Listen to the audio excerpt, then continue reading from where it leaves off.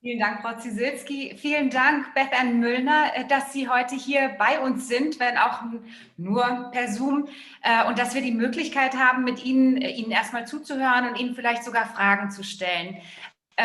Sie lehren in den USA, das wurde gerade schon erwähnt, und haben dort 2010 einen Aufsatz publiziert in der Zeitschrift Women's Studies. Ich lese den Titel gerade noch mal kurz vor. The Empress Elisabeth of Austria and her Untidy Collection. Dieser Aufsatz ist wirklich, wie ich meine, eine fundamentale Neubewertung und Betrachtung der Alben, die sich in der Sammlung des Museum Ludwig schon seit den 1990er Jahren befinden. Wir haben, um das nur noch mal kurz anzureißen, 18 Fotoalben mit ungefähr 2000 Karte-Visitfotografien, die Elisabeth zusammenstellte. Und diese Zusammenstellung wurde, wie vieles, wenn ich das so anmerken darf, was Frauen sammelten oder wie sie sich ausdrückten im 19. Jahrhundert, zugespitzt als Sammelsurium betrachtet und bewertet in der Literatur bisher. Und Beth Muellner ist wirklich meines Wissens die erste, die damit aufgeräumt hat und klar gesagt hat, hier liegt ein kreativer Prozess eigentlich der Zusammenstellung zugrunde. Und darauf fußt eigentlich dann die weitere Forschung und letztlich auch in großem Maße die Präsentation, die wir jetzt im Museum Ludwig einrichten konnten. Also es ist wirklich spannend für mich, von hier aus Deutschland zu sehen, wie die US-amerikanische Sisi-Forschung in vielen, wirklich ganz viel Neues leistet und uns die Augen öffnet hier.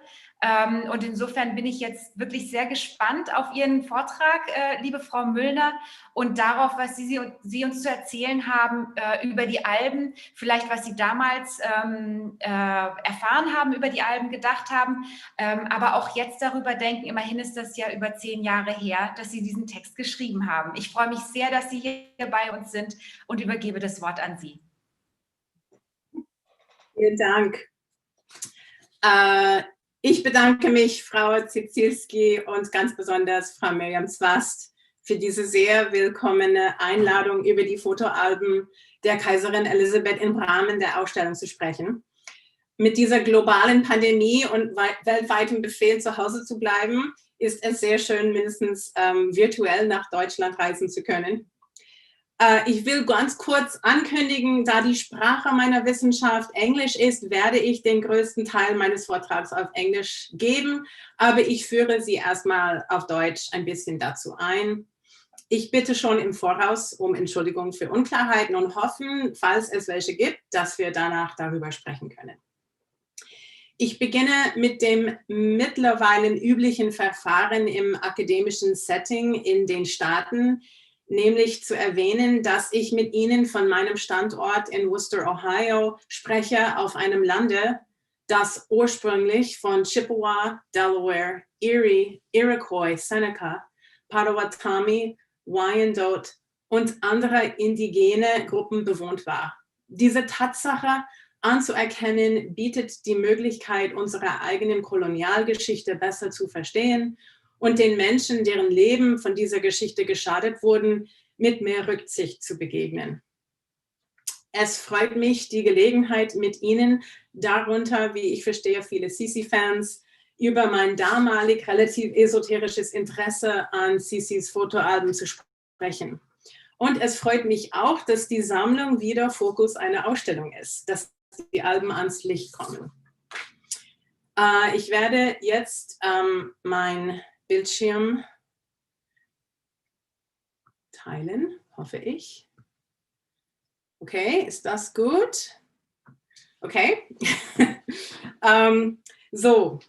Was Sie hier sehen, ist, das ist ein Foto, das ich gemacht habe von den Alben, als ich 2008 im Archiv war. Im Folgenden spreche ich ein bisschen über den Ursprung meines Projekts. Wie kam ich dazu und was mich beeinflusst hat, die Alben als eine Art Stimme für Elisabeth zu sehen.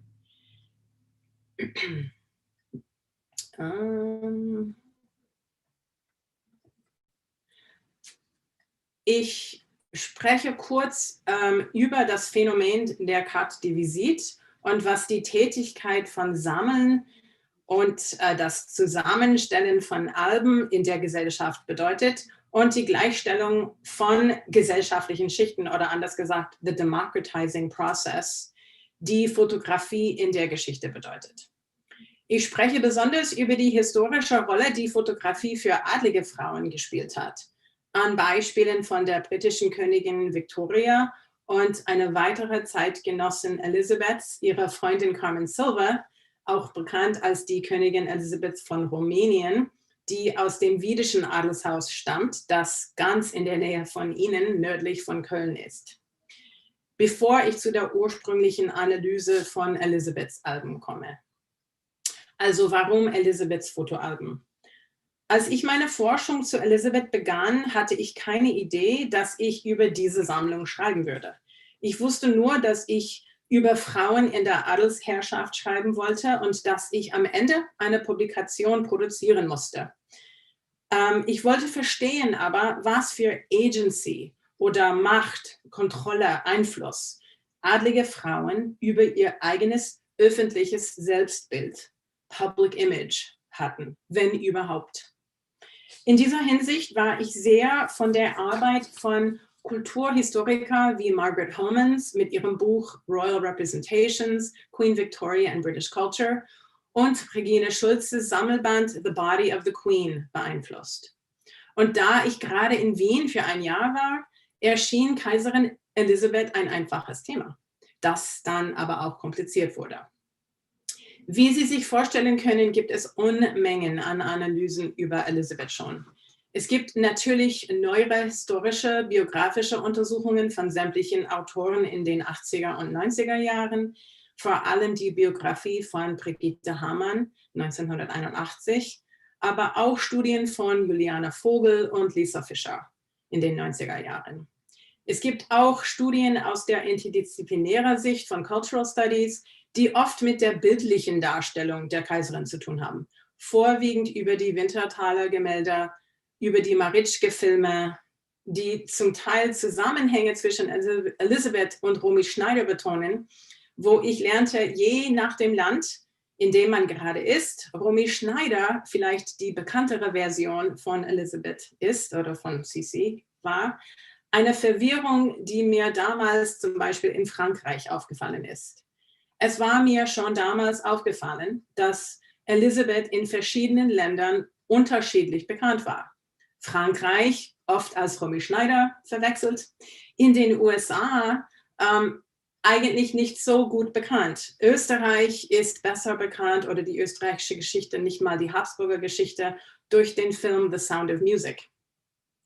Und in China ist dann mit einer Liebe zu Prinzessinnengeschichte vielleicht Sisi sehr bekannt.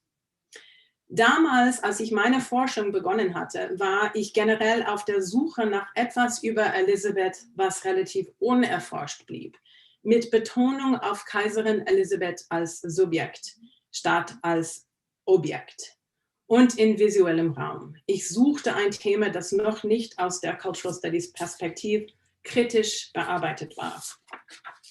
Wie viele habe ich mit Hamanns Biografie angefangen. Dort bin ich auf die Alben von Elisabeth als Fußnote das erste Mal gestoßen, die, wie Sie schon wissen, 1978 nach Köln verkauft wurden und dann 1980 von Hamann zusammen mit dem Sammler und Fotograf Werner Bockelberg gründlich erforscht und veröffentlicht wurden. Das heißt, einige Beispiele aus den Alben waren dann in 4 kleinen Büchern veröffentlicht worden. Sisis Schönheiten-Album, Sisis Fürstenalbum, Sisis Künstleralbum und Sisis Familienalbum. Das Phänomen der Carte de Visite, CDV, wie ich das dann im Laufe des Vortrags nennen werde, die als wissenschaftliches Subjekt für mich neu war und in der Fotografiegeschichte zu der Zeit, in dem frühen Jahrzehnt von 2000, als relativ unvergessen, langweilig oder unwichtig galt, wurde dann mein Thema. Ich wollte mir die Sammlung natürlich selber anschauen und so bin ich nach Köln gereist. And here, switch of location, switch of language, I'm going to switch to English. So the topic did feel like a bit of a gamble for me at the time as a new professor in German studies, whose position and tenure was dependent on scholarly publications. Although I am trained as an interdisciplinary scholar, I really had more experience as a literature and film scholar with little training in art history, one area under which the history of photography might fall, although photography studies as a discipline still seems to lack a fixed institutional home. I worried about publishing my work, feeling that it sort of fell between the cracks. All I can say now is the interdisciplinary field of women's and gender studies was then and remains my scholarly refuge. So now I'm going to switch to talk a little bit more about the project itself and my influences. And I want to point out that I am using, or I will try to use the name Elisabeth as, intentionally, considering her a historical subject rather than her nickname Sisi, which is really more about her, objectification, commercialization, commodification. So that's kind of an intentional name calling. Photography offers the most obvious example of Elisabeth's efforts to control her image. After all, as we know, she forbade photographers from taking her photograph after about the age of 30, around 1870. We could say this serves as a clear signal of her agency, of the control of her self-image. And yet, ultimately, her denial and negation of the visual record is of little help to the cultural historian. We know that Elisabeth was the first Habsburg empress to be photographed, and countless visual interpretations of her exist. But I wasn't really interested in how she was represented in images, primarily because so much had already been written about that, but what it meant that she wanted to collect photographs of other women. And here, as in many of the studies of the albums, I am focusing primarily on the Schönheiten-Alben. And I was also interested in what she may have thought about representation itself. We know she thought about it a lot. Juliana Vogel's work from the 90s, as mentioned, looks at Empress Elisabeth's fascination with theater and acting in particular. Art historian Olivia Gruber-Florick's work considers Elisabeth's beauty albums as the Empress's analysis of women in the public sphere, serving as a precursor to her emergence as a celebrity monarch. The diary of Elisabeth's Greek tutor, Christamanos, includes several interesting anecdotes of Elisabeth's sense of living as in a constant inner masquerade, quoting her as saying, "Our whole life is really just a play. We always perform ourselves." To Carmen Silva, she wrote letters that talked about the metaphor of the court as a theater, with courtly activities as performances, and actresses and acrobats as sisters or queens of the stage. The Empress's collecting activity, on the other hand, specifically her collection of photographs of the carte de visite, offers a concrete example of her role as an actor in her own self-construction. Numerous feminist studies were influential to my thinking in this direction. The work of US-based Argentine philosopher Maria Lugones, who suggests theorizing subjectivity more self-reflexively and playfully, taking on some historians' tendencies to classify and file away women's subjectivity. I was intrigued by work on royal women's self-fashioning, as in the work of Homans and Schultz already mentioned, but also work in feminist biography like Jo Burr-Magerdant, who explores master narratives about historical figures and asks how these figures participated in the creation of their own historical persona and performed aspects of their identity. This approach changed the image that I had of Sisi from various biographies up to that point that cast her as passive, tragic, and misunderstood. Another influence was the work of Diane Sacco-McLeod and her study of American women collectors. She considers characteristics to describe women's practices of collecting as differing from the patriarchal mechanisms of control and order that have defined collecting in the past, taking issue with gendered binaries and biases that emerge in the discourse on collecting between male-female, civic, personal, professional, amateur, serious, casual, premeditated, accidental, and so on, and regards collection as play, considers playfulness and creativity as crucial to discovering the self, and that women's more, quote, intimate, subjective, and impromptu relationship with objects reflects a process of gathering objects that consoles the psyche and contributes to the articulation of the self. Thus, my title of Sisi's albums as Untidy, as a way to push back against the order that Hamann and Böckelberg imposed on the collection. Although I do want to point out that their books serve an important purpose. But in their assembly and publication of some of Elisabeth's CDVs, they declared, quote, das Hauptproblem war die Tatsache, dass die Bilder ungeordnet auf nicht weniger auf 39 Alben verteilt sind. Jongleure sind daneben Hofdamen und Schriftstellern zu finden. And this refers to the placing of various people from various walks of life on the same page. From my perspective, however, the rearrangement, captioning, and cropping of images in Hamann and Böckelberg's publication causes injury to the historical record. In the low art value of Elisabeth's CDV collection and her untidy juxtapositioning of jugglers next to ladies of the court, the collection's playfulness and unique quality emerges. My understanding of the photo collection was also influenced by visual anthropologist Elizabeth Edwards' approach to considering photographs as a material object that mobilizes all of our senses. We touch them, we cry and laugh over them. We tear them up or place them next to our hearts for safekeeping. Indeed, the focus on history via material culture, or more particularly, the idea of what it means to collect souvenirs that promote a nostalgia about the past, are influences that came from Susan Stewart, particularly her essay on longing, as well as cultural anthropologist Susan Pierce's work on museums. But another influence came surely from that year of living and working in Vienna, where on my way to the Nationalbibliothek, I walked past tourist shops and displays on a daily basis that led to a constant reflection about the souvenir and the collection, as Sisi remains one of the main objects of tourist consumption there. All of these ideas led to my desire to embed Elisabeth into a broader cultural dialogue, allowing her both more agency and more community. So now I'll talk about the CDV, carte de visite, collecting and photography.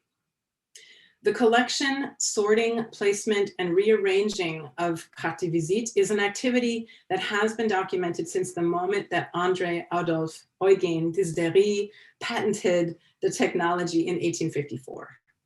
His development and production of the multi-lens camera and moving plate holder allowed for 8 different images to appear on one sheet as small, approximately 11 by 6 centimeter photographic replications that could be cut into visiting card-sized images to share. Their relatively cheap production made the carte de visite an easy way for individuals to share and collect photographs of friends, family, and eventually fetishized personalities such as actors, musicians, and royalty. Its popularity swept across Britain and France from 1858 to 1863. By 1859, studios were popping up everywhere, including the one by Ludwig in Vienna, with bigger studios allowing consumers to don costumes and choose props and backgrounds available at the studio itself. Thus, sitters could choose up to 8 different personalities or poses, create their own, or select a conventional stance as suggested by the photographer, making the activity what Geoffrey Batchen calls, quote, a fluid affair in which both photographer and subject played an active part, end quote.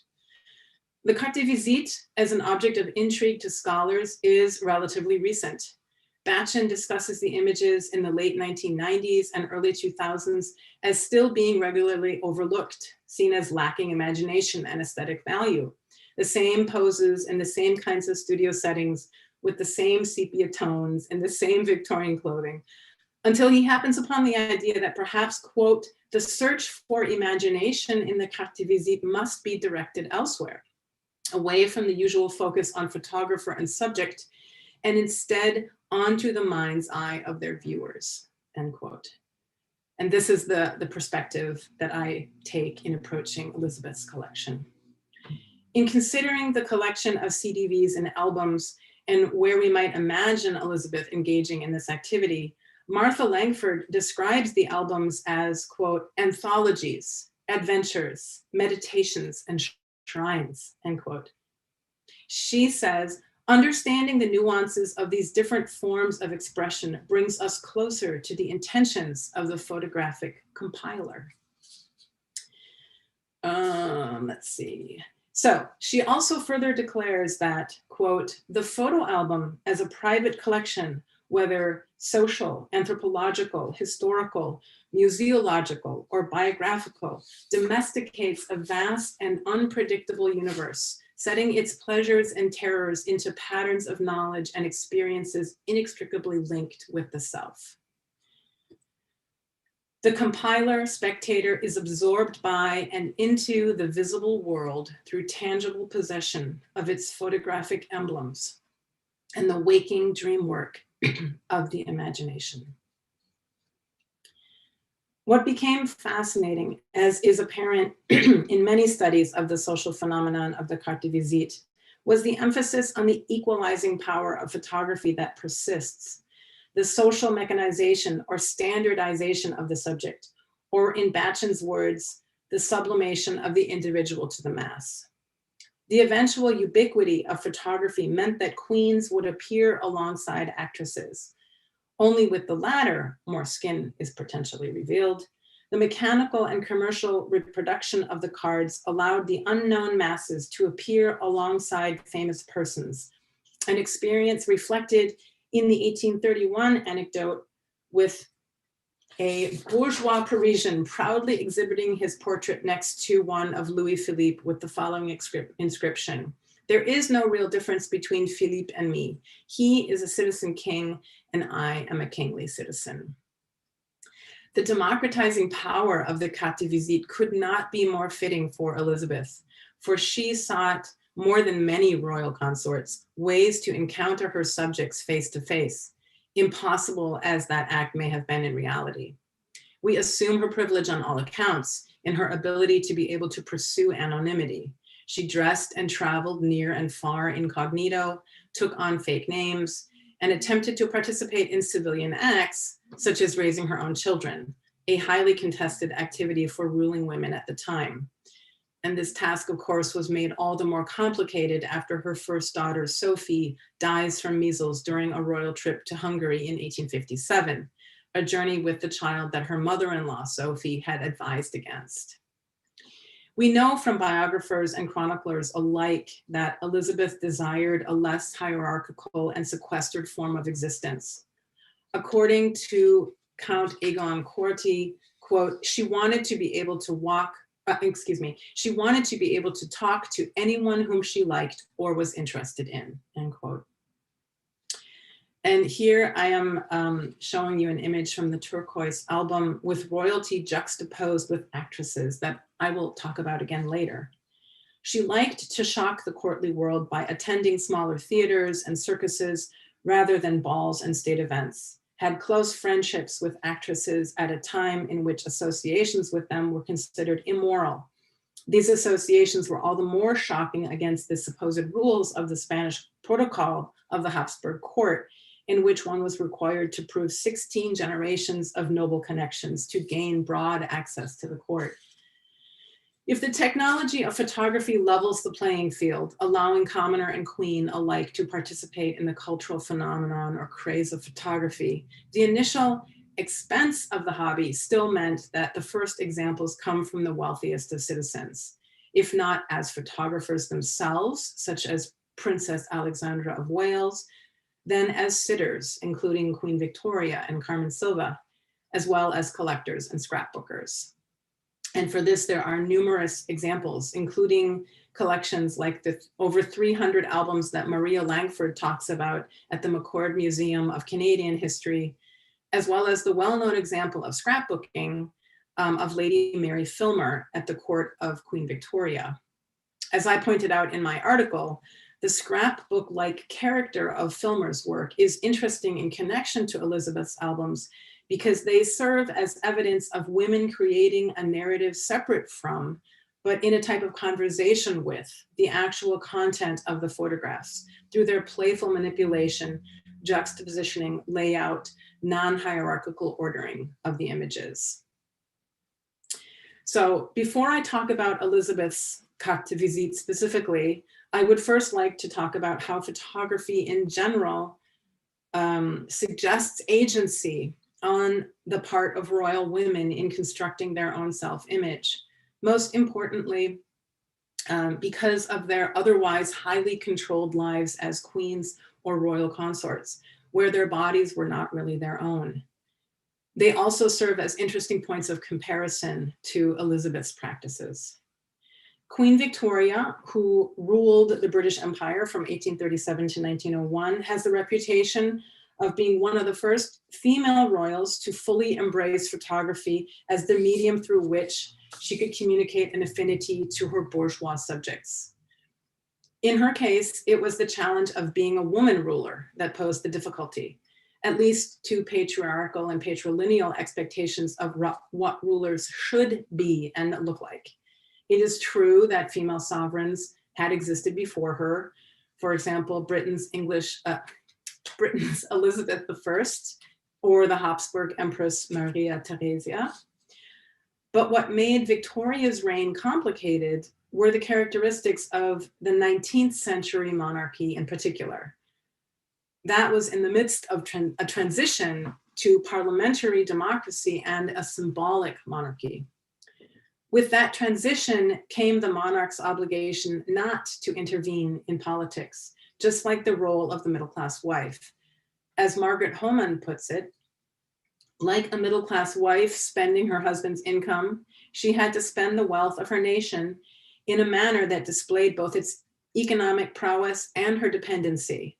She had to be the chief consumer in a nation of consumers. She had to serve as a public, highly visible symbol of national identity and of her nation's value, just as a middle-class wife might be expected to display her husband's status. She had to be available for idealization and, by the same token, to be manifestly willing to relinquish active participation in political affairs so that others could perform remarkable deeds in her name. Thus, for the needs of the 19th century political realm, Victoria sought to project the image of passivity, or that which Homans refers to as sovereign obedience. Here we see three examples of carte de visite by John Edwin Mayall from 1860 and 1861 that can be readily interpreted as examples of such. Victoria might be said to have taken a cue from Maria Theresia, who used her fecundity as a sign of her power and populated Europe's courts in the 18th century with her numerous offspring. This image serves to remind us also that photography was working with conventions already well established in painting. Although Victoria reportedly hated being pregnant and was supposedly disgusted by breastfeeding, she eventually had 9 children with Prince Albert. Through her 63-year reign, she continued to project an image of herself as wife and mother, frequently visually subservient to Albert, and after his death, taking on the role of the widow. From biographies of Victoria, we get the sense that the continuation of this narrative of passivity was as much self-selected as it was ideologically intended. Another example of the use of photography by royals comes from Elizabeth's friend, Carmen Sylva. I am currently working on a book entitled Working the Gilded Cage, The Life and Writing of Poet Queen Carmen Sylva, AKA Queen Elizabeth of Romania. And here, Sylva would talk about the role of the queen as consisting of beauty, goodness, and fertility, and little else. Because she struggled to become pregnant and her only daughter died at age 4, she sought alternative ways via photography to present herself to her subjects as mother to the nation, even if unable to produce an heir to the throne. Here we see some of the photographic stagings of herself as a maternal figure situated among her ladies at court. And all of her ladies of court were actually Romanian. And here they are dressed in Romanian costume. Here is another, this is of course a collage. She referred to her ladies at court frequently as her daughters as well. So that kind of gives us another sense of how she's trying to project this maternal image. In another series of images, and in contrast to the passivity that Victoria attempted to project, Sylvia's photographs consistently projected a theme of work, thus my title, Working the Gilded Cage. To what degree she was modeling in true colonial imperial fashion a strong work ethic to a Romanian population that in letters she sometimes described as lazy is a question that I am pursuing. But there is no doubt that she is what we would consider today a workaholic, perhaps in compensation, again, for the child she was unable to bear. Not only did she produce over 50 volumes of writing in her lifetime, including novels, poems, plays, fairy tales, memoirs, and letters, but she also composed music and was an accomplished pianist and a seamstress. She won a prize at a World's Fair for a tatting stitch, which is hand making of lace. She also helped foster local women's cottage industries in silk production that then produced the thread used in the intricate embroidery patterns that Romanian folk costumes are known for. She readily adopted new technologies as well, such as the typewriter shown here, and she helped to develop a Braille typewriter when she began to go blind. So now I'm going to shift finally to Elisabeth as collector. Given the ubiquity of the practice in the 19th century, Elisabeth's activity as a collector and assembler of photo albums was not uncommon. Indeed, she participated in the craze at its apex. The period of her activity is roughly from 1860, 1861 to 1864. In considering her collection as a type of gendered play, a number of themes emerged in the images about how Elisabeth might have engaged with them as an individual. As we know, the period of her collecting comes about during a time of personal reckoning and soul searching. Recall, she was engaged for marriage at 15, married at 17, and entered a world completely foreign to her, despite her royal connections to the Habsburg court. Her mother and Franz Josef's mother, Sophie, were sisters. And she had already given birth to 3 children by the age of 21, one of whom she loses and mourns deeply, Sophie, and her death was said to have led to the distance that she created between herself and her next 2 children, Gisela and Rudolf. Stress with her spouse and her mother-in-law, not to mention that caused by motherhood and her role as empress, together with the wickedly judgmental atmosphere of the Viennese court, led Elisabeth to flee, taking leave from Vienna for about 2 years, the period during which she embarked on her collection. The themes I will talk about in relation to Sisi's collection reflect an awareness of representation and of construction of self. Okay, so on to the first theme that I want to talk about, which is self-reflexivity, of seeing and being seen. And here we actually have an image of Carmen Silva, and you can see that she's posing with photo albums. So images of gazing at photos suggest common rituals among women about seeing, being seen, and performing beauty. Regarding this type of image, Laura Perry claims that, quote, album making and album gazing was central to the culture of the photographic portrait in the age of the carte de visite. I was struck in looking at Elisabeth's collection, and here's a picture from her collection, along the lines of Roland Barthes' punctum, which strikes us in particular whenever we look at a photograph. There's something specific that catches our eye. With the frequency of images that women regularly had photographed of themselves gazing at other women, emphasizing the activity as conversational and communal. Here, her sister Sophie looks up at the camera almost fearfully, as if she were caught in the act of looking, while the older Tengel appears in a relaxed, absorbed stance. The theme of seeing and being seen highlights Elisabeth's curiosity about the ways in which women put themselves on display. Perhaps she found some comfort in these narratives of commonality.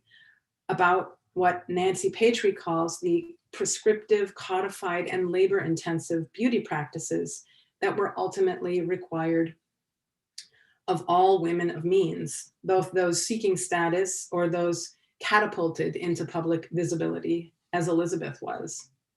Her collection, observation, and the self-reflective gestures of women on public display eventually helped her find her way to her own style, which she had not quite developed yet. That particular mark of individuality that comes out in the later Winterthaler portraits is what cemented her status as one of the first modern celebrity monarchs, an argument that Olivia Florek makes. Her collection of beauties was instrumental in getting her there. If Elisabeth were seeking a role model, it would have been her sister Marie, who appears with great frequency in the albums. By the time of Elisabeth's collecting, Marie, as Queen of the Two Sicilies, had become a celebrity of her own of sorts, known as the Warrior Queen after her 1860 defense of the coastal fortress of Gaeta against Giuseppe Garibaldi's troops. This page, which you've seen before, reflects the untidy nature, again, of Elisabeth's albums that reinforce the democratizing qualities of photography, here using Marie juxtaposed with various actresses, some dressed perhaps or posing more risque than others. The Viennese Burgtheater actresses Augusta Baudius and Friederike Bognar in regular dress, the Viennese actress Helene Weinberger in private and costume, as well as the Viennese actress Anna Kautz leaning over the table, and the Parisian actress Mademoiselle Nelly, top right, in a rather relaxed but more risque gesture. Elisabeth's placement of Queen Marie amidst actresses who gaze directly and confidently at the viewer suggests a leveling of the playing field of sorts, anticipating Elisabeth's later comment that actresses were merely empresses and queens of the stage. Marie fills in for a kind of ersatz family as well. On this page, we see Marie placed vis-a-vis Elisabeth's husband, Franz Josef, and her children, Gisela and Rudolf, in a potentially imagined alternative rearrangement of Elisabeth's current unhappy married life. During this period of emotional fragility, the heroine of Gaeta, Marie, occupies the position that Elisabeth should more logically have taken, but was unable to, across from her children, who appear securely in Franz Josef's protection. This page in particular marks an obvious example for Hamann's and Buckelberg's attempt to order history.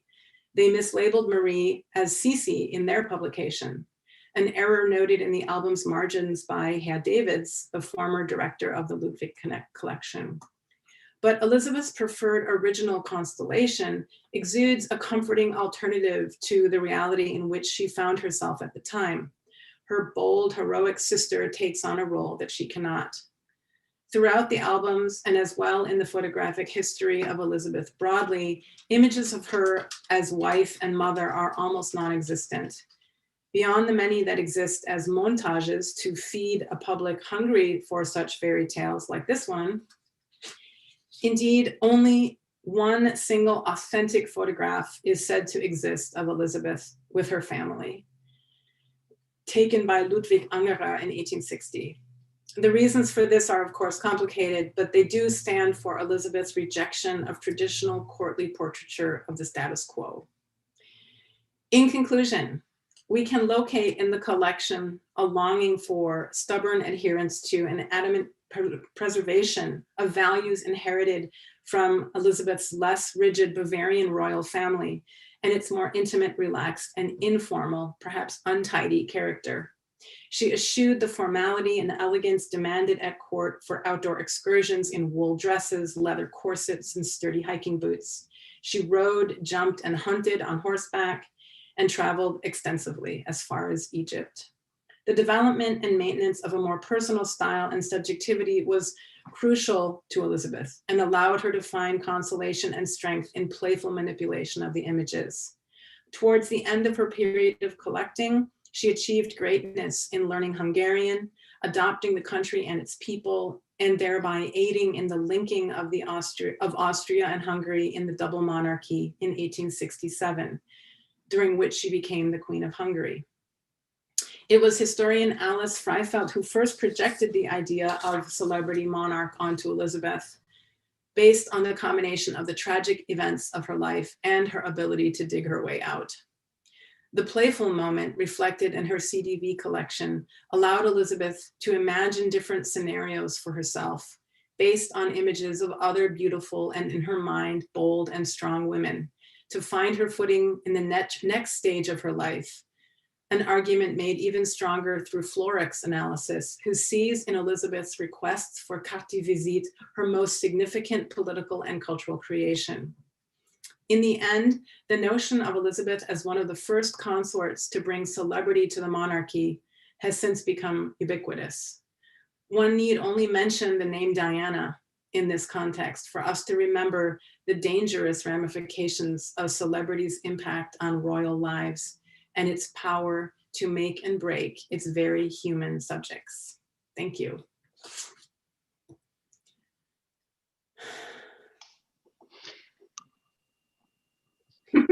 Vielen Dank, liebe Frau Dr. Muellner, für diesen Vortrag.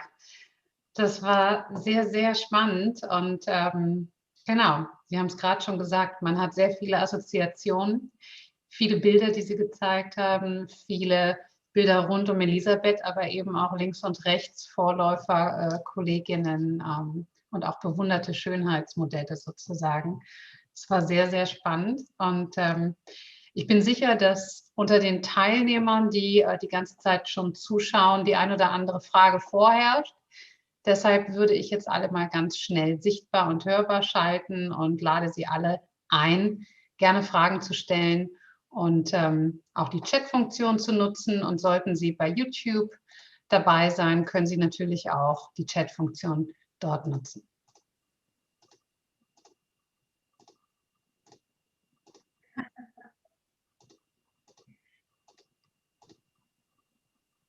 Meine Studentin. Sehr schön.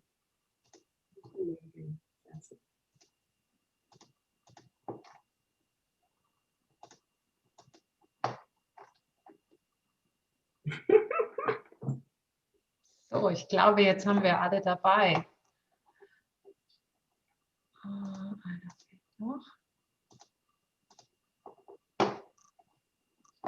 Ja, hallo, herzlich willkommen an alle dort draußen, wo auch immer Sie sind. Das ist ganz toll, dass so viele Leute dabei sind und ich höre schon anhand der Freude von Frau Muellner, dass da auch Studenten dabei sind und ja, Sie sind alle ganz herzlich eingeladen, hier mit zu diskutieren und Fragen an Beth Muellner oder eben auch Miriam Swast aus als Kuratorin der Ausstellung Sisi privat, die Fotoalben der Kaiserin in Köln zu stellen. Eine wunderbare Möglichkeit.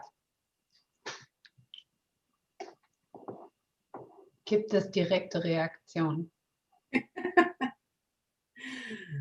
Ich hätte direkt gerne, also vielen Dank, liebe Frau Muellner, für diesen wunderbar dichten Vortrag, der wieder viele Gedanken freisetzt und neue Wege auch weist in dieser Betrachtung der Alben.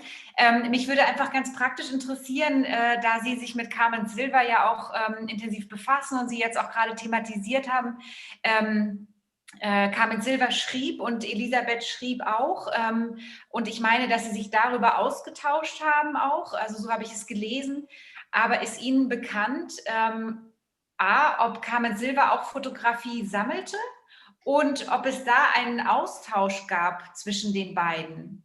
Wissen Sie da was? Das ist eine sehr gute Frage. Also die Fotos, die ich gezeigt habe von Carmen Sylva, sind vorwiegend Fotos von ihr und meines Wissens gibt es keine Alben von ihr. Ein Teil, also ich wollte auch zeigen, die Archiven in dem fürstlichen Archiv von dem Wiedischen Haus. Ich wollte ein Foto zeigen von den Archiven, weil sie sind in riesigen Kisten bis auf die Decke dieses Schlosses gestapelt. Und ich habe keine Ahnung, was in diesen Kisten ist. Und ich weiß nicht, ob die Leute dort wissen, was in diesen Kisten sind. Aber es kann gut sein, dass da Alben versteckt sind. Man weiß ja nicht. Aber also für Carmen Sylva hat es mehr damit zu tun, wie sie sich fotografieren lässt, als ihre Interesse generell von Alben wie Sisi. In der Hinsicht sind die Alben von Sisi umso wertvoller, weil sie, ja, ich will nicht sagen einmalig, natürlich gibt es andere Sammlungen von adligen Frauen, aber Carmen Sylva, soweit ich weiß, hat keine Alben. Aber es kann sein, ich weiß nicht alles. Ich habe eine Frage, und zwar, Sie haben gerade schon gesagt, für Carmen Sylva war es vor allen Dingen auch wichtig, wie sie sich hat fotografieren lassen, wie sie sich dargestellt hat. Es war auch in Ihrem Vortrag ein Thema, dass natürlich Vorbilder aus der Kunstgeschichte, aus der Malerei, also die Darstellung, wie lasse ich mich als Herrscherpersönlichkeit, als Königin, Prinzessin, adelige Person darstellen. Gibt es da ganz besondere Vorbilder vielleicht, die an Elisabeths Königshof genutzt wurden? Oder kann man sagen, dass sie sich da eher von abgesetzt hat, etwas Neues durch die Fotografie versucht hat? Also ich habe eine solche genaue Analyse von den Fotos von Carmen Sylva nicht gemacht. Also ob es wirklich, also zum Beispiel Vergleiche zu früheren Gemälden oder sowas. Ich denke schon, dass sie wahrscheinlich sehr beeinflusst war von griechischen Vorbildern irgendwie beeindruckt war, weil sie sehr oft diese Gäste nimmt als Muse oder sowas, wenn sie irgendwie in dem Zimmer sich, also das ist auch ein anderes Thema, was mich interessiert hat, war, dass die Bilder von ihr, die Fotos von ihr sind alle in ihrem Schloss aufgenommen worden. Also diese Aufnahmen in ihrem Haus sozusagen, ja, also privat. Natürlich ist ihr Haus ein Schloss und das sieht schon aus wie ein tolles Studio, aber also mit allen, you know, what do you call it again? The background, you know, all of the sort of staging, das in Studios möglich war. Aber das war etwas, was mich sehr besonders interessiert hat, ist, warum sie sich ich meine, vielleicht gibt es ganz einfache Gründe, warum sie sich zu Hause fotografieren lässt. Aber also an Gemälden sicherlich gibt es Vorbilder, an die sie sich gelehnt hat, denke ich. Mhm. Also ein großer Wunsch auch der Selbstkontrolle, der Selbstinszenierung und eine genaue Idee, wie und in welcher Tradition sie sich darstellen lässt. Spannend, ja, danke. Ja, da ist eine Hand. Genau. Bitte, Nina Benning. Ja, danke schön und danke auch erstmal für den sehr, sehr spannenden Vortrag. Was ich unglaublich spannend finde, ist ja eigentlich dieses fast schon gegenläufige, nicht Verhalten von Sisi, aber sie zieht sich ja gleichzeitig aus der Öffentlichkeit unglaublich zurück und fängt dann eigentlich dieses obsessive Sammeln von diesen Schönheitsalben und von den Cartes de Visite an. Und mich wundert so ein bisschen, dass dieser Selbstentwurf halt wirklich nur auf dem Papier bleibt und nie wirklich in die Tat umgesetzt wird.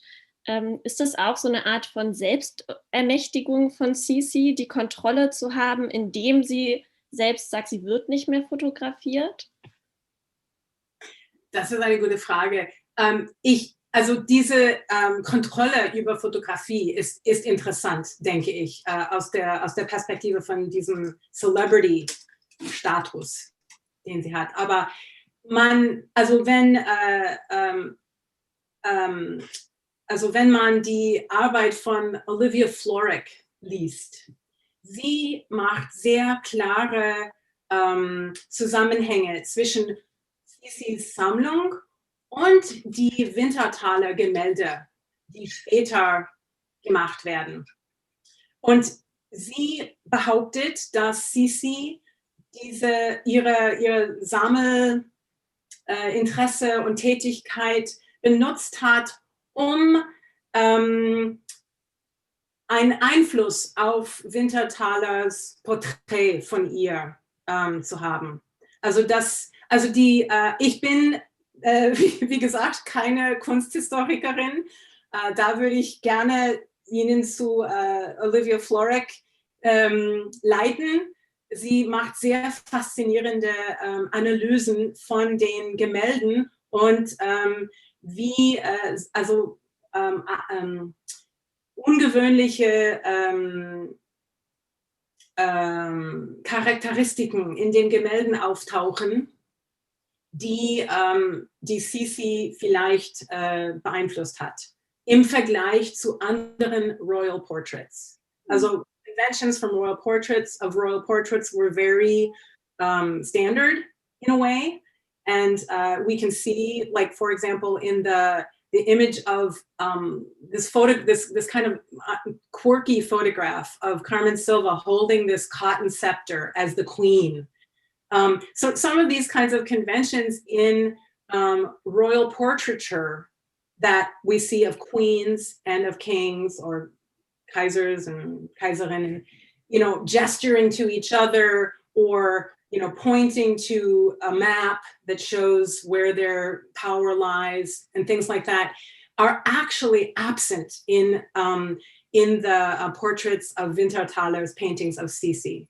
And these very famous paintings that are in the Habsburg, in the Hofburg in Vienna, of Sisi and Franz Josef, or Elisabeth and Franz Josef, are really interesting because she is not gesturing to him in the same way at all as one would see in, for example, a portraits side by side of the French Eugénie and Napoleon III.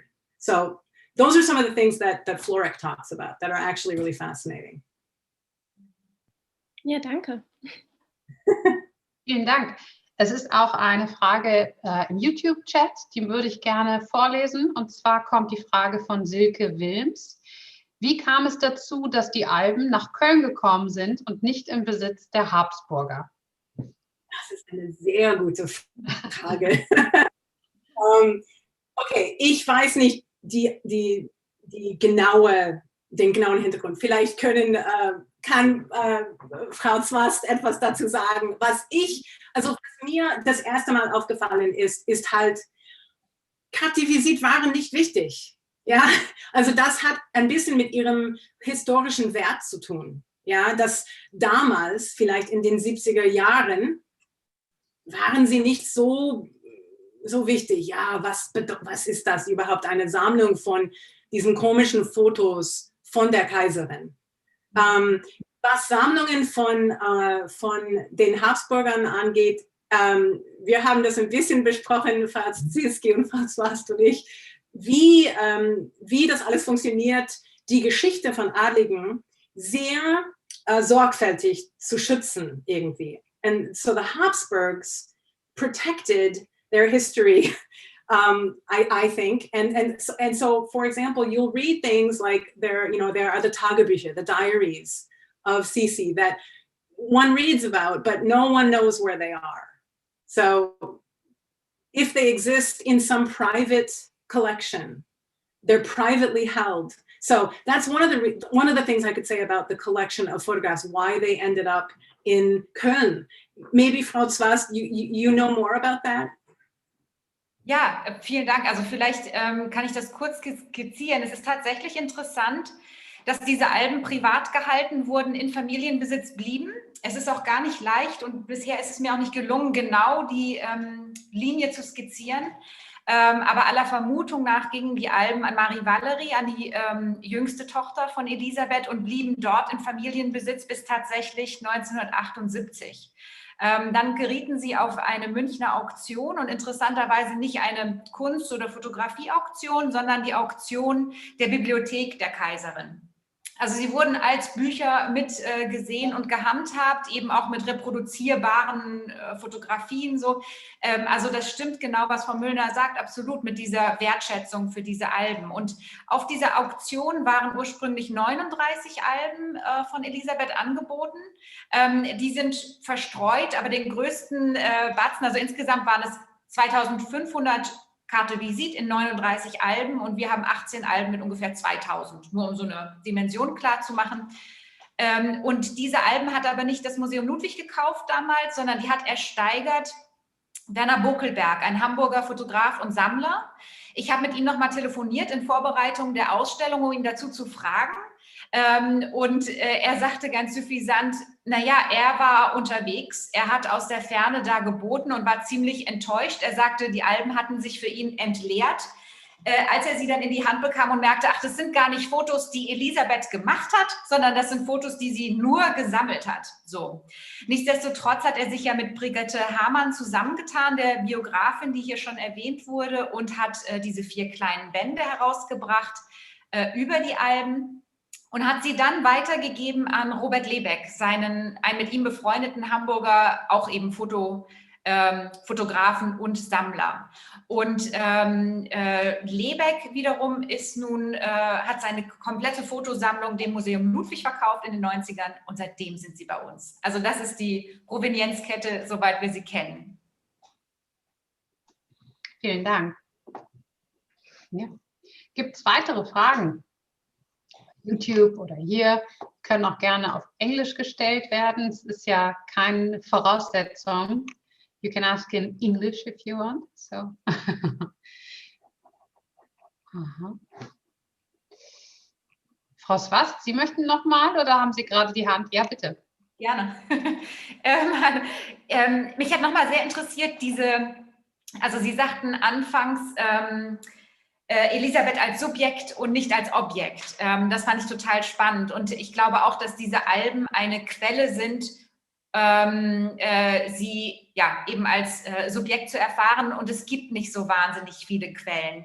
Wenn man jetzt versucht, aus den Alben das Subjekt herauszulesen, und Sie haben ja viele sprechende Beispiele auch gebracht in Ihrem Vortrag jetzt, frage ich mich, ob es vielleicht ein Klischee ist, das man in der gängigen Sisi-Literatur oder Elisabeth-Literatur immer findet, nämlich, dass sie völlig apolitisch gewesen sei. Nehmen wir jetzt mal Ungarn raus, aber ansonsten das wohl auch selbst geäußert hat, dass sie sich nicht für Politik interessiert und sich da raushält. Und dann blättert man diese Alben durch und ich frage mich, ob diese These überhaupt so haltbar ist, ob sie da nicht eigentlich einen Gesellschaftsentwurf auch hinlegt, en passant, der uns, der auch mit diesem Mythos vielleicht aufräumen muss. Ist das eine Überbewertung oder wie sehen Sie das, Frau Muellner? Ja, ich meine, ich stimme Ihnen zu. Man könnte das schon meinen, glaube ich. Besonders, ich meine, wenn man versucht, die Zusammenhänge zur Politik zu machen, das ist vielleicht ein Stretch, ja, dass sie nicht sehr in der Hinsicht politisch war. Aber das, was faszinierend ist und für mich immer noch von Frauen, die nicht ihre eigene Macht hatten. Was macht man dann mit diesem Leben? Und irgendeine Geschichte daraus zu kreieren. Also was ein sehr, sehr schlechtes Beispiel ist, aber ich muss das erwähnen, weil das gerade aktuell ist, hat mit oh, of course, now I'm going to forget her name. Melania Trump. Okay. Kein tolles Vorbild. Sie wollte überhaupt nichts mit dem Regime zu tun haben. Eigentlich, ich weiß überhaupt nichts über sie. Ja? Und sie interessiert mich ehrlich gesagt nicht. Aber sie hat auch sehr rebellisch Kleidung getragen. was man man könnte das auch analysieren in der Hinsicht, was bedeutet Politik? Und was bedeutet das irgendwie what does it mean to make a mark on history? Like somewhere along the line, someone will probably, and people have, analyzed her clothing gestures as, being very rude or being very inappropriate. We've seen examples of that. But that is, I could not help but think, because I know that there was an article that just came out in the New York Times about it. I haven't read it yet, but I was told about it, about how her clothes sort of signal messages. And, Sisi didn't want to be photographed, but she was seen. And there are other replications of her in painting and in other places. And so while photography may not have been that record that we have, I think she still, used whatever politics she had. It's this sort of private public discourse too around women and men. Yeah, I don't know if that's a very satisfying answer, but. Vielen Dank. Es gibt eine Wortmeldung bei Jeffrey Janus.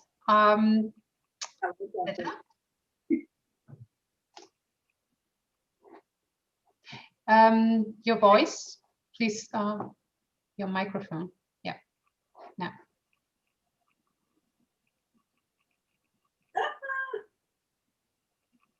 We can't hear you.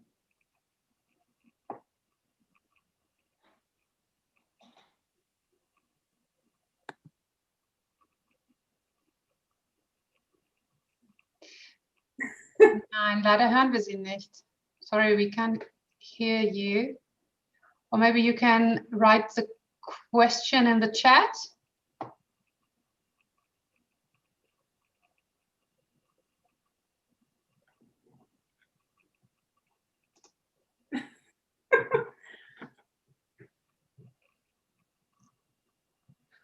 Okay, das schaffen wir bestimmt jetzt gleich.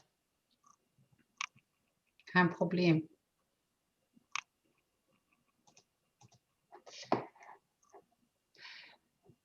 Ich bin ja sehr froh, dass wir diese Technik nutzen können und wir sehen gerade, wir sitzen auf allen Richtungen sozusagen der Erdkugel zusammen in diesem digitalen Raum und es macht Dinge möglich, die sonst nie möglich wären und schon gar nicht zu Corona und da fühle ich mich gerade sehr begünstigt und sehr dankbar.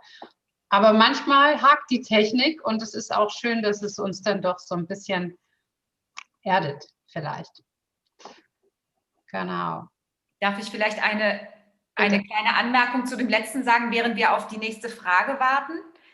Ich fand das ganz interessant, diesen Vergleich jetzt gerade zu Melania Trump oder diesen Hinweis auf die Botschaft von Kleidung. Und mir fiel doch auf in der Vorbereitung, dass von den Porträts, die es von Elisabeth gibt, wie ich fand, sie doch auffällig auch in Kleidung posiert, die nicht, also die national kodiert ist und eben nicht österreichisch. Also dass es diese Schweizer Bluse und Berner Gürtel und sowas gibt, in dem sie posiert, dass es den nordafrikanischen Umhang gibt, in dem sie posiert. Ich glaube, das ist auch das einzige Foto, auf dem sie etwas lächelt.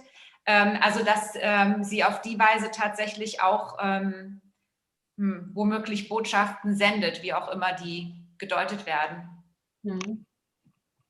Das ist sehr interessant. Gerade, also vielleicht kommt daraus doch ein Artikel, weil angeblich Melania Trump hat das auch gemacht. Also dass zum Beispiel Michelle Obama hat immer sehr, sehr bewusst American Designers.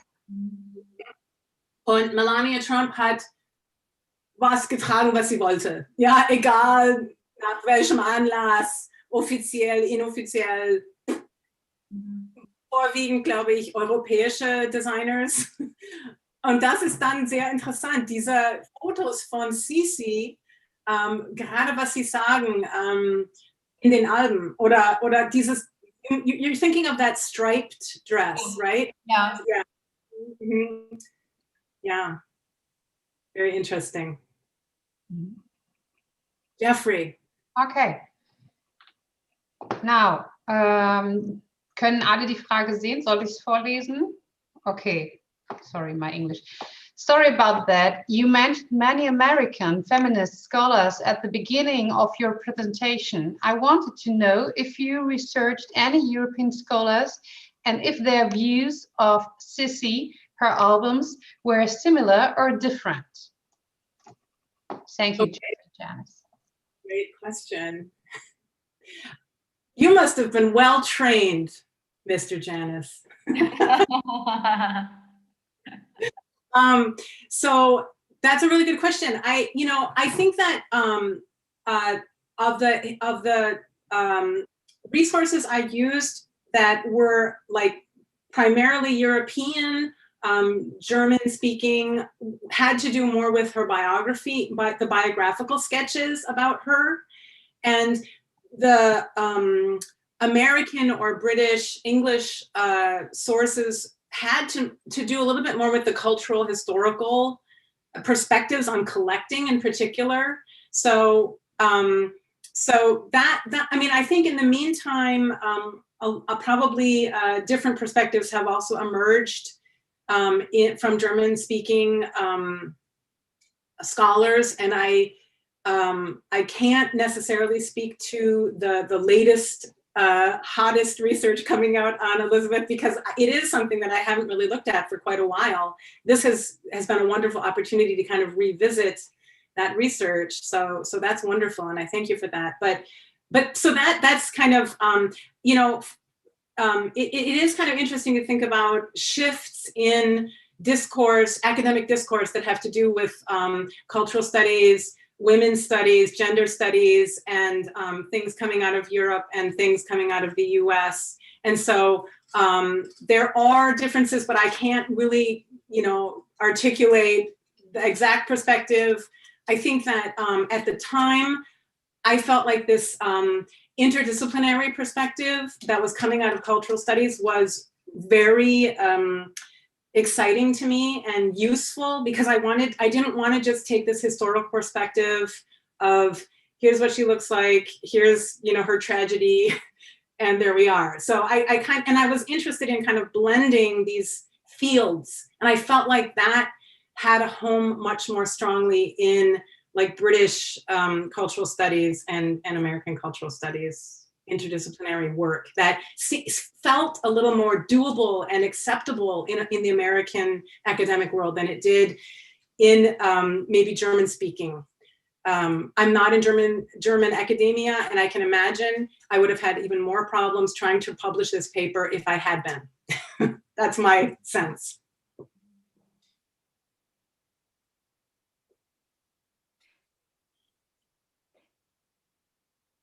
May I add something to?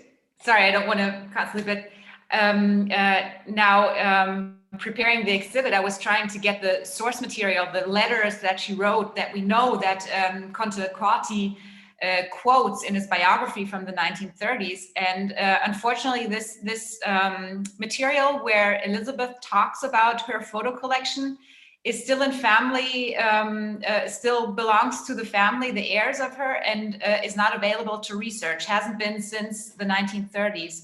So there's also, not that that's an excuse for further research, of course, but that kind of lets us constantly come back to the same few quotes that we have and have had for the last 80 years. That's a really good point. Thanks for bringing that up. I think that that really does say a lot, and it is tricky when covering royal history. I think there are some limitations. Yeah. So now we're raising the pressure here together.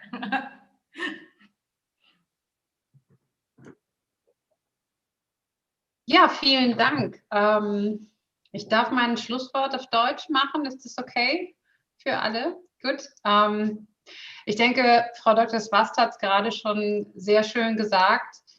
Sie haben gerade ganz viel Druck aufgebaut bei der Sisi-Forschung. Ich sage noch einmal Sisi, wobei ich bin ganz bei Ihnen, man sollte Elisabeth von Österreich sagen, als historische Person. Und ich bin Ihnen da sehr dankbar und freue mich sehr, dass wir und auch Miriam Swast für diese Ausstellung, dass man einen Blick gewinnen darf in der Ausstellung, aber auch in dieser doch gar nicht so begrenzten Forschung zu dieser Persönlichkeit, um ein Bild revidieren zu können, was doch sehr romantisch, sehr antifeministisch, sehr kitschig, sehr altmodisch geprägt ist und dieser rebellischen Frau so gar nicht gerecht wird. Und von daher glaube ich, darf ich sagen, dass es für viele Leute sehr erhellend ist, sehr bereichernd und vielleicht sogar für viele, die dachten, ach, Weihnachtszeit, schon wieder Sisi im Fernsehen, ist es vielleicht der Anfang einer Beschäftigung mit einer starken Frau, die in vielerlei Hinsicht vielleicht auch ein Vorbild sein kann oder einen Stein ins Rollen gebracht hat. Und ja, an dieser Stelle, bevor ich Ihnen abschließend danken möchte, darf ich noch darauf hinweisen, dass morgen am Mittwoch, am 20. gibt es noch eine Veranstaltung exklusiv für Studenten, nämlich von meiner Kollegin, die Sie hier sehen können, Nina Benning von Junge Kunstfreunde. Da werden sich die Kolleginnen auch noch einmal unter der Leitung von Professor Jäger eben mit dieser Ausstellung Sisi privat, die Fotoalben der Kaiserin beschäftigen. Also digital, aber wer weiß. Frau Muellner, ich bedanke mich sehr, sehr herzlich dafür, dass Sie sich heute darauf eingelassen haben, dieses Wagnis digital von Wooster, Ohio, den Switch nach Köln, gefühlt ins Museum Ludwig und in so viele heimische Wohnzimmer zu machen und uns diesen Abend wirklich sehr bereichert haben. Ganz, ganz herzlichen Dank. Im Namen der Freude und aller KunstBewusst-Fans. Ja. Ich freue mich auf Ihre neue Publikation. Sagen Sie noch mal schnell den Titel, damit wir wissen, worauf wir warten dürfen und müssen. Yeah, so Working the Gilded Cage, the life and poetry of Carmen Silva. Okay, super. Vielen herzlichen Dank, Dr. Beth Ann Muellner. Vielen Dank auch an Dr. Miriam Swast und Ihnen allen. Einen schönen Abend. Bleiben Sie gesund. Kommen Sie wieder zu KunstBewusst, zu den Freunden und haben Sie einen schönen Abend. Alles Gute. Bye. Danke.